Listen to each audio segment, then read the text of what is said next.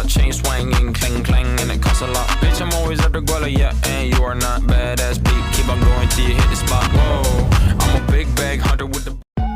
Assalamualaikum warahmatullahi wabarakatuh. Perkenalkan, nama saya Aprilia Yulanda Putri. Saya berasal dari kelas 11 IPS 4. Di sini saya akan mempresentasikan yaitu karya tulis ilmiah saya. Pengertian karya ilmiah. Karya ilmiah adalah suatu karya dalam bidang ilmu pengetahuan, sains, dan teknologi yang terbentuk ilmiah. Ciri-ciri karya ilmiah: 1. Objektif. Keobjektifan ini menampak pada setiap fakta dan data yang diungkapkan berdasarkan kenyataan sebenarnya, tidak dimanipulasi. 2. Netral, yakni pernyataan-pernyataan yang bersifat mengajak, membujuk, atau mempengaruhi pembaca perlu dihindarkan. 3. Sistematis, artinya berurutan atau beruntut. Dengan cara demikian, pembaca bisa mengikuti dengan mudah alur uraiannya. 4. Logis, isinya dapat dipahami dan dibenarkan oleh akal sehat, antara lain didasari oleh hubungan sebab akibat. 5. Menyajikan fakta, bukan emosi atau perasaan. Setiap pernyataan, uraian, atau simpulan dalam karya ilmiah harus faktual, yaitu menyajikan fakta, tidak imajinatif. 6. Tidak pleonastis, maksudnya kata yang digunakan tidak berlebihan, alias hemat kata-katanya atau tidak berbelit-belit, langsung tepat menuju sasaran. 7. Bahasa yang digunakan adalah ragam formal. Ragam formal atau ragam baku yaitu ragam yang mengikuti kaidah atau aturan kebahasaan. Struktur karya ilmiah. Karya ilmiah lengkap terdiri dari 3 bagian, yaitu bagian pembuka, bagian isi, bagian penutup. 1. Bagian pembuka. A. Halaman judul, B. Halaman pengesahan, C. Surat pernyataan orisinalitas, D. Kata pengantar, E. Daftar isi, F. Daftar tabel, G. Daftar gambar, dan H. Abstrak. 2. Bagian isi. Bab 1 pendahuluan, 1.1 latar belakang, 1.2 rumusan masalah, 1.3 tujuan penelitian, 1.4 manfaat penelitian. Bab 2 kajian pustaka dan tinjauan pustaka. Bab 2 metode penelitian, 3.1 jenis penelitian, 3.2 waktu dan tempat penelitian, 3.3 populasi, 3.4 sampel, 3.5 teknik pengumpulan data, 3.6 responden penelitian, dan 3.7 teknik analisis data. 3. Bagian penutup. Bab 5 kesimpulan, 5.1 simpulan, 5.2 saran daftar pustaka. Jenis-jenis karya ilmiah. 1. Makalah, merupakan karya ilmiah menyajikan sebuah masalah yang penyelesaiannya mengandalkan berbagai macam data yang ada di lapangan. 2. Artikel, karya tulis yang sengaja dirancang untuk dimuat dalam jurnal ataupun kumpulan artikel yang dibuat dengan memperhatikan kaidah penulisan ilmiah dan mengikuti pedoman ilmiah yang berlaku. 3. Skripsi. Skripsi merupakan karya ilmiah yang dibuat oleh mahasiswa untuk bisa mendapatkan gelar sarjana S1. 4. Tesis adalah karya tulis ilmiah mahasiswa untuk menyelesaikan jenjang studi S2 pasca sarjana yang sifatnya lebih mendalam dibandingkan dengan skripsi. 5. Disertasi adalah karya ilmiah mahasiswa untuk menyelesaikan studi S3 yang mengemukakan suatu dalil yang dapat dibuktikan oleh penulis berdasarkan data dan fakta yang valid dengan analisis yang terinci. 6. Laporan penelitian adalah laporan yang ditulis berdasarkan penelitian yang telah dilakukan peneliti untuk memecahkan masalah secara jujur, objektif, jelas, dan tepat. 7. Artikel ilmiah populer adalah gaya bahasa populer, bahasa media untuk dimuat di media massa. Sistematika dan kebahasaan.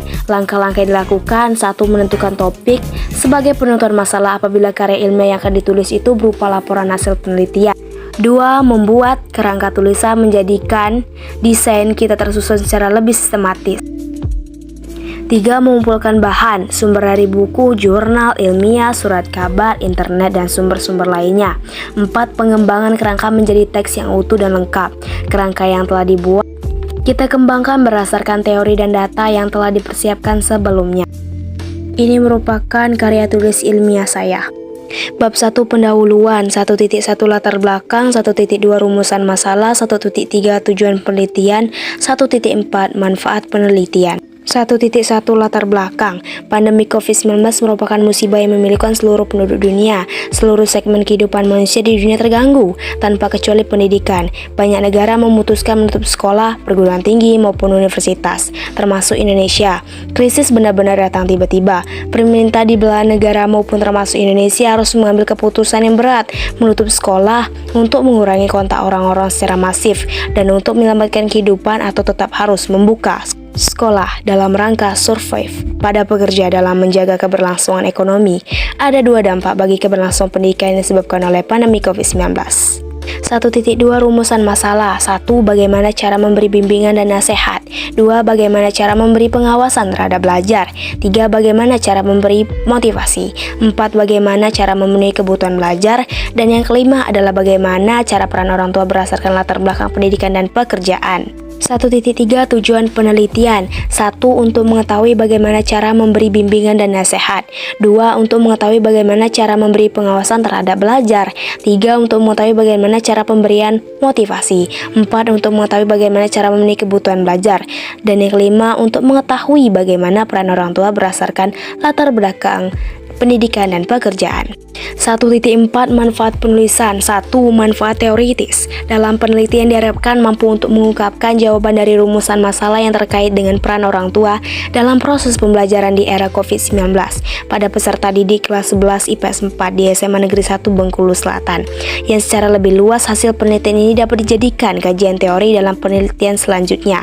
2. Manfaat praktis. Yang diharapkan dalam penelitian ini adalah untuk memberikan gambaran tentang pentingnya peran orang tua terhadap proses belajar peserta didik. Bab 2 Kajian pustaka. 2.1 Peran orang tua. 2.11 Pengertian peranan orang tua. 2.12 Peranan ibu terhadap pendidikan anak dalam keluarga. 2.13 Peranan ayah terhadap pendidikan anak-anak dalam keluarga. 2.14 Bentuk peranan orang tua terhadap belajar anak. 2.15 Mempengaruhi peranan orang tua dalam proses pembelajaran. Wawancara kepada wali murid kelas 11 IPS 4 Bapak Barul Muhid dan Ibu Leni Marlena. Bab 3 Metode penelitian. 3.1 Gambaran objek penelitian. 3.1.1 Sejarah umum berdirinya SMA Negeri 1 Bengkulu Selatan. Dan 3.2 Deskripsi data penelitian. Bab 4 Pembahasan. 4.1 Temuan penelitian. 4.2 Pembahasan. 4.11 Berdasarkan hasil wawancara dengan Ibu Leni Marlena. 4.2 Berdasarkan hasil wawancara dengan Bapak Bahrul Muhid. Penutup. A. Kesimpulan, pendampingan orang tua dalam pembelajaran dari rumah selain membantu anak dalam momen belajar juga akan membangun komunikasi yang intens dengan anak. Peran orang tua dan guru memang mendasar dalam mendukung proses anak belajar di rumah. Keduanya harus membangun kolaborasi demi memaksimalkan kegiatan. Saran 1. Kepada orang tua dapat mengetahui perkembangan belajar anak pada era COVID-19 ini selama di rumah, dan juga orang tua bisa memotivasi dan mendampingi anak agar belajar dengan giat. 2. Kepada guru tetap selalu memantau walaupun pembelajaran sudah didampingi orang tua dan tetap memberi pengarahan mengenai materi pembelajaran agar anak mudah dan dalam mempelajarinya. 3. Kepada anak tetap semangat belajar meskipun pembelajaran dilakukan secara online. 4. Kepada peneliti sendiri sebagai bahan proses peningkatan dan pengembangan ilmu pengetahuan. 5. Kepada peneliti selanjutnya diharapkan lebih baik lagi ke depannya.